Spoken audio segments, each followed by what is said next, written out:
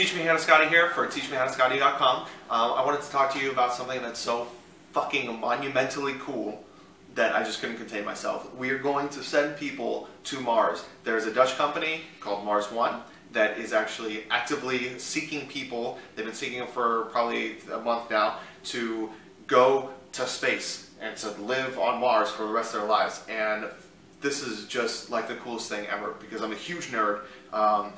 As you can tell by my shirts, I don't know if you've seen them, but they've all been pretty nerdy.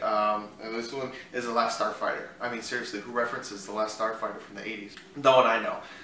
But the point is, they're doing this, and they're gonna send them by like 2023. I'm not sure when the actual date of when they're supposed to go is, but that's just so cool to think that in our generation, in our lifetime, there's going to be someone to set foot on Mars. That's like the first step. We conquered the moon. The next step is our next closest neighbor, Mars. People say all the time, why are we spending money to do this? Because science is not a straight line answer. You rarely ever set out to discover something in science, and that's the only thing that you discover. It's a body of work that every little thing contributes.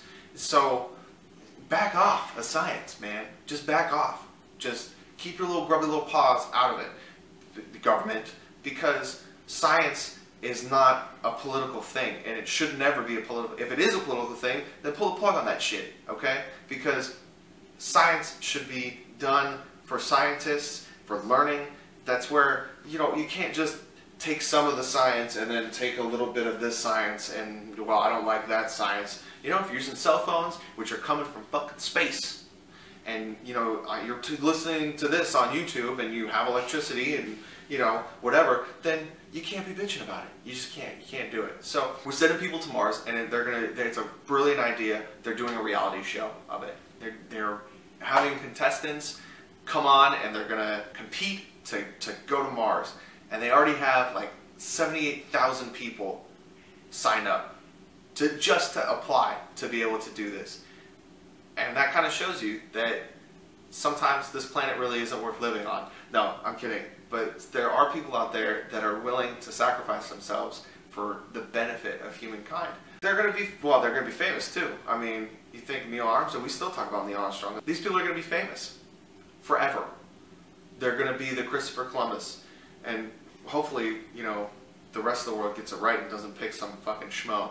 But they're going to get training anyways. They don't even want people that have like super experience in astrophysics and, you know, engineering and all that stuff. They're going to teach them everything that they need to know. They need to be willing to sacrifice, and they need to be willing to get along with everybody, and they need to be willing to go in a little bubble millions of miles at thousands of miles an hour to reach a tiny little planet and live there for the rest of their life with the same people day in, day out. So it's like the coolest thing in the world. The link is down below. I put the link in there that you can check it out, and you can apply. I mean, I don't want any of my friends to go to Mars, but that would be cool if I said, yeah, I know people that go to Mars.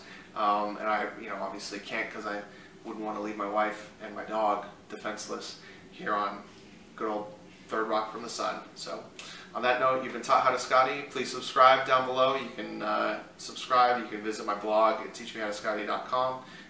We also have a Facebook page, Twitter, you know, Learn to Scotty.